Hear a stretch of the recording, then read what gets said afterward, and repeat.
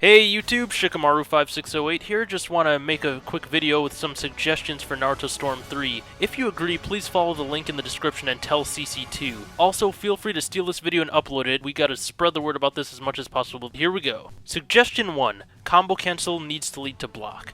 We've all experienced those situations where you substitute, your opponent combo cancels and runs into you, leaving you no time to react or defend yourself. What they need to do is make combo cancel lead to a block rather than dash. This way the subbing player would have a chance to breathe.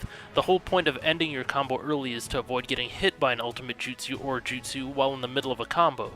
Canceling to a block would of course prevent this. Now the downside about this is that the substituting player will probably try to grab immediately after subbing, knowing that the opponent will cancel into a block. You know, because grabbing is the main thing people do when the opponent blocks. Therefore, CyberConnect 2 should make the subbing player appear just outside of the grabbing range.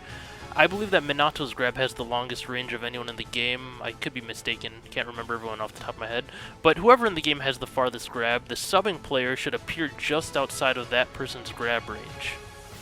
To make this new form of combo cancel successful, they also need to change Deidara's moveset, because as soon as he subs, and the other player cancels to block, he'll be able to swamp that person with projectiles.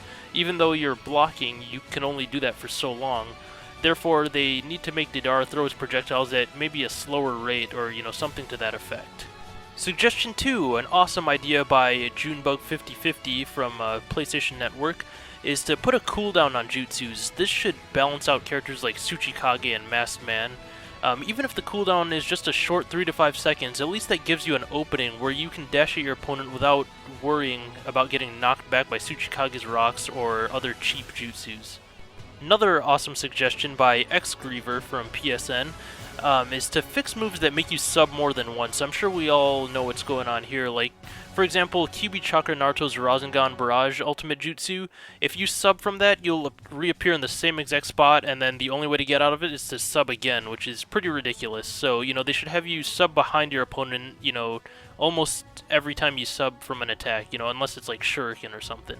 Suggestion 4, 2 vs 2 battles. Now I swear, I promise I'm not stealing this idea from Spin09. I also have wanted this for a long time myself. I don't think I need to go into much detail here. You can all check out Spin09's video for more detail about how awesome 2-on-2 battles would be. And now when I suggest 2-on-2 battles, I don't mean tag team where you switch players out. The whole fun of this, I think, would be having everyone battling at once, like 4 ninjas on the battlefield at once. And I know that can get a little complex and hectic, but I'm sure if CyberConnect 2 really worked at it, they could they could make it work if they did it right. Got to be careful on the execution there. Suggestion 5, interactive environments. I promise I'm not stealing this one either. And once again, it's pretty self-explanatory. In addition to leaving craters in the ground though and destroying things, it would also be cool to to be able to like run up trees. Just picture all the environment interaction that took place when Kakashi, Shikamaru, Choji, and Ino fought Hidan and Kakuzu. They were running up trees, jumping from branch to branch, all that crazy stuff. It would be cool to see that in the game. And it'd also be cool to have tattered clothing after taking heavy amounts of damage. Like how Kakashi lost his whole vest when Kakuzu and Hidan attacked him. Suigetsu could get his sword chipped or broken, like against Raikage, and maybe Sasuke could drop his sword, after taking a whole bunch of damage, and he'd be forced to combo with his hands, or something like that. Suggestion 6, refine some characters, to make them more like the anime. For example, if you've played Naruto Excel 3, you've probably seen that Hidan activates his awakening, his diagram stays on the ground, and he can actually damage you when he enters the diagram. They should do that in Storm 3 also. And also, Kisame, for example, when he activates his Samehada fusion mode, make the whole stage surrounded by water, just for like visual effect. You don't have to give him like a huge advantage like in the water or anything. And give Pain his Chibaku Tensei ultimate from from the anime.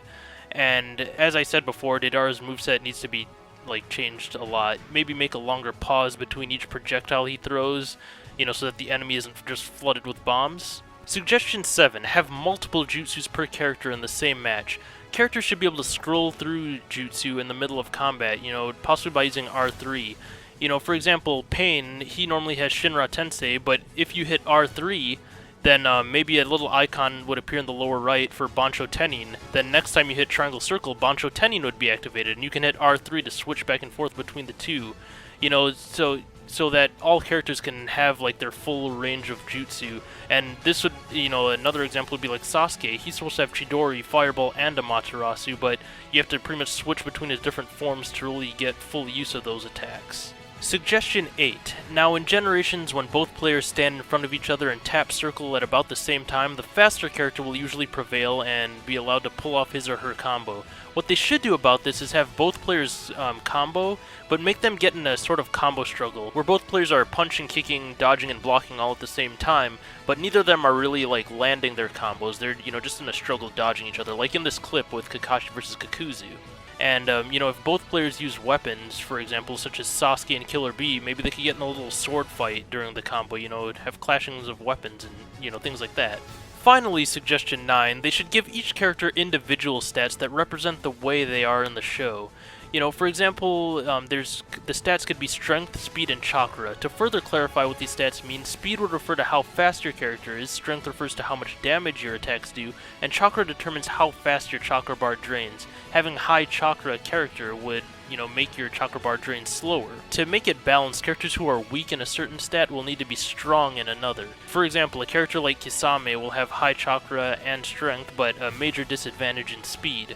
Someone like Kakashi may have medium strength, medium speed, but really low chakra. Now, some characters such as Raikage have high speed, high strength, and a good amount of chakra.